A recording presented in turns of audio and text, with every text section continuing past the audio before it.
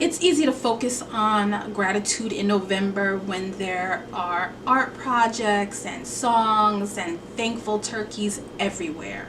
But what about January, February, when the glitter's gone, thank goodness, and we're back to our regular routine? That's where gratitude can fade away. Today we're talking about how to make gratitude a part of your everyday life, whether it is in the classroom or whether it is in your home. And this is so that it becomes just a natural part of life and not just a seasonal theme. Preschoolers learn through regular routines, right?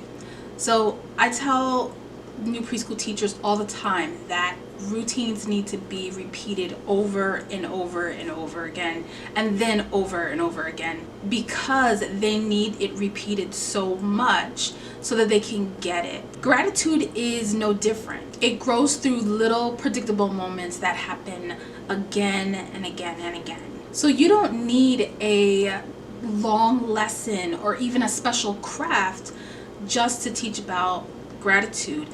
You just need tiny little habits that remind kids to pause and to notice something good.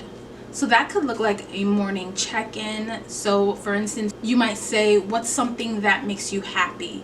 It could also happen in a quick moment after playtime by saying, oh, who helped you today? Or as a closing routine or bedtime routine, what was one good thing that happened today? These questions can take very little time to ask, but what they do is that they can shape how children see the world. And also, it's building a connection between you and the child as well, a deeper connection. And then this way, it becomes part of their day and not just a special occasion. Now, here's the thing. Children don't hold on to gratitude just because we teach it. They hold on to it because they see it. So when you say things like, I am so thankful that you waited patiently while I was helping your friend, or things like, I appreciate how careful you were with that puzzle. When you're doing things like that, you're showing gratitude in action. And what's amazing is preschoolers pick that up faster than we think. They start noticing when you sound grateful, and then they start to mirror that back.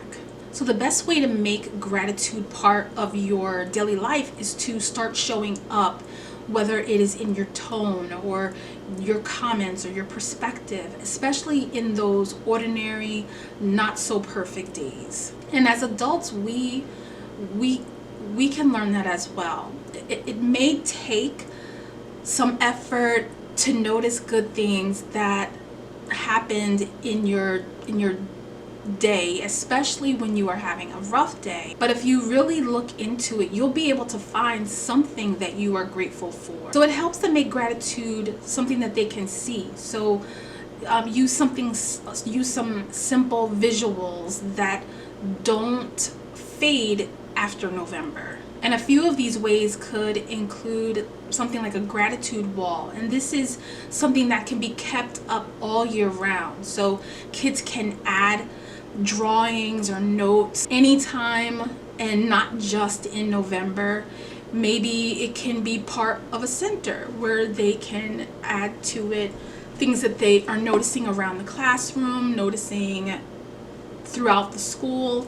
And they can draw it, they can have it dictated, and then just put it up there on the wall. The next thing you can try is something called like a Thankful Thursday. And this is where you take like 1 minute or so, where you take a moment to share who you're thankful for, what you're thankful for. And this could be part of your morning routine, your morning meeting, or your circle time, where you start and then you pass to someone else who wants to share.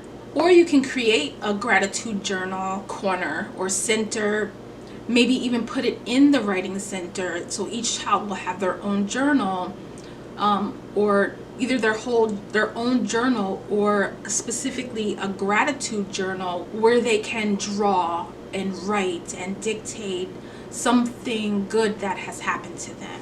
And these don't have to be extra projects. They can just be reminders that gratitude belongs in every season and can be a part of your daily routine. And that's the great thing about all of this, is that when children start to look for the good in their day, they start feeling more content and cooperative and hopeful. It softens, comparison and strengthens community. And it can also help them recover faster from disappointments. Gratitude can change how they see challenges. Instead of focusing on what went wrong, they start to notice what went right. It builds resilience. And to be honest, like I had mentioned, it helps adults remember those things too. Imagine a world where we didn't compare ourselves to others and then feel horrible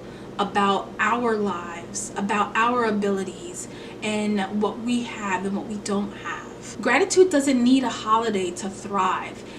When it's part of our daily language and our routines, it becomes who we, adults and children, grow into be. It grows in everyday routines and in our words and also in those moments where we are reflecting. So that's it for now for this mini series on gratitude. If you missed the other 2 videos, go ahead and check it out here.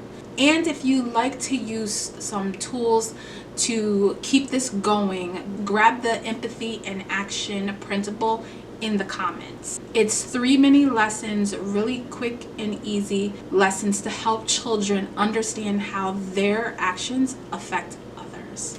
And I'll see you soon.